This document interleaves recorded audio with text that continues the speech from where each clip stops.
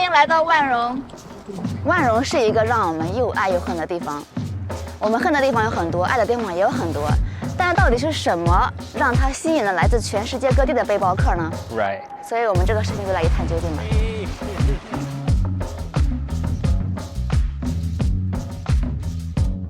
现在是我们在老挝万荣的第4个星期了，这是我们第一天可以全天的出去探索的一天。God, finally. 我们前3个星期一直在忙社区的事情，根本都没有任何的空闲时间。在我们走之前的最后2、3天里面，我们终于可以出去了。Yeah.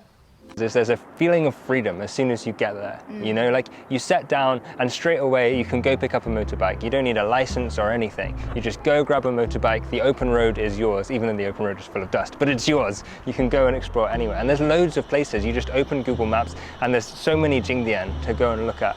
It's obvious that this place looks like Yangshuo. I mean, you just have to see the shape of the mountains. They're both karst, they've both got rivers, they are adventure capitals in their own rights. But there's more than that to each place. I think the biggest difference is the dust, right? 对，这个是我在万荣生活1个月的最大、最深的印象，也是最不好的印象。Sorry， 万荣，但是我不得不这么说。为什么这个地方遍布尘土？这是我见过尘土最多的地方。真的。所有的房顶、树叶上面全是一层灰、一层土。Yeah. Hey. What's your name? My name is Sempajan. Pajam. Itam Pajam. Sempajan. Sepajan. It's kind of amazing. When you look at it from the air as well, you just see like a layer of dust. It's like a sandstorm just frozen in time over the whole landscape. We're not sure if it's because of the huge amount of construction there or it's just the way that place is, and it's not normally like that, but who knows? 对，所以呢，这个就引出了我的一个问题：老挝尘土飞扬，这个尘土简直像世界末日一般，它为什么还吸引了来自全世界各地的背包客呢？这个问题我真的很想去知道。今天我们找到了来自阳朔的朋友们，然后太幸运了，他们一看就专业了，让他们带我们去攀岩。I think it's one of the things that does draw people there is because there's this feeling of like you're discovering a place that hasn't been like fully explored by tourists yet. The people you see around are all backpackers, and they're not like first-time tourists. They're like hardened veteran backpackers who've been traveling for a long time, and there's that kind of atmosphere there, you know. It's like only certain kind of people have been to Vang Vieng, and that's kind of exciting. It's cool. You can meet a lot of interesting people there.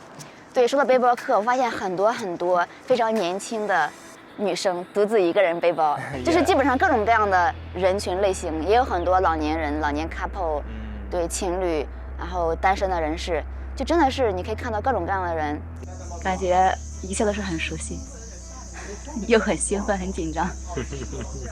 I think the reason people come to these different places is quite different as well.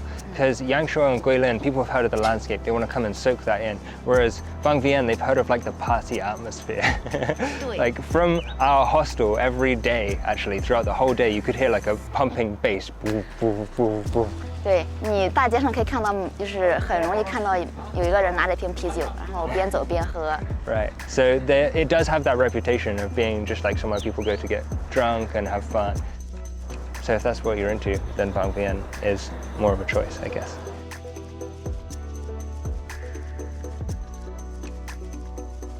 真好累，感觉有点没有方向感，就是那个腿都不知道在放哪里，就乱，就是没有任何方向感。所以这个肯定是需要你经常去做，然后才会有那种很舒服的感觉。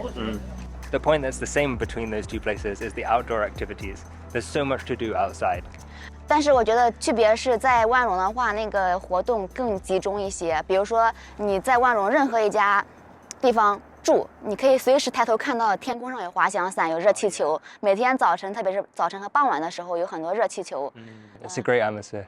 对，还有河边的漂流，还有去山洞，还有几个比较有名的那种人工湖。So you mentioned the cave. I think that was one of my favorite things in Vang Vieng because they'd set it up so that you could just explore right the way down until a pit where there's actually a pool of water that had formed. It doesn't look like somewhere you can go. 像个兔子洞，我觉得。兔子进去。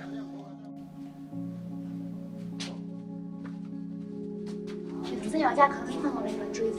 对，要小心。there were just so many epic sections throughout. Like there were really big, vast chambers, and then there are other sections with stalactites hanging off the ceiling, just like swords hanging down in the cave. It was amazing. I've never seen anything like that before. I feel like the quality of caves in Van Vienne is really high.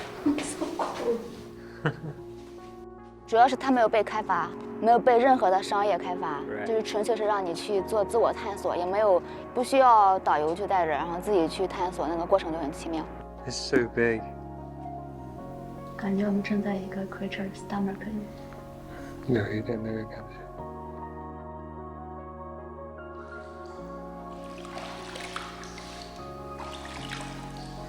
我看过很多那种小说，就像一般那种怪物就从这下面出来的。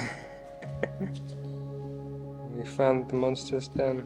Adiantola. There are some developed areas though, like the lagoons. You go to the blue lagoons, they're basically like big playgrounds for adults, which is fine, it's just not really my thing. I think I'd much rather just jump in a wild river and swim around. 这才是我们的目的地。我们来了之后发现，哎，这不是个水池吗？但是这个水看起来很干净，应该是从山洞里面流出来的，所以还算是有点特色吧。关于那个老挝的泻湖，很明显它是一个很大的景点，是很多人必去打卡的地方。There's like 3 or 4. 当时我就很想不通，为什么人们大老远跑来这个地方、这个国家，就是来这个湖里边、这个人工湖里面玩，真的很不理解。但是我觉得那个可能是老挝的一个特色，也是万荣的一个特色。要试一下吗？是什么？那个 jumping. Yes, I will. 当在那种情况下，就算是一个人工湖，就算是一个很小的场地，也变得让人非常兴奋。我觉得可能也跟它的地理环境有关系，就它那个本身的干燥、尘土飞扬，所以当我们看到一个非常干净的湖的时候，就非常的兴奋，非常的激动。 At the hostel that we stayed at, there's a guy making a campfire every single night. He would just go out into the river that had dried up, collect the wood, and make a campfire. And it was such a great way to just bring people together and let the night drift into the end of the day and go to sleep. I don't know, there's something about just like staring at that fire and like with a circle of people around you. It's really like primitive. It just feels good. It's nice.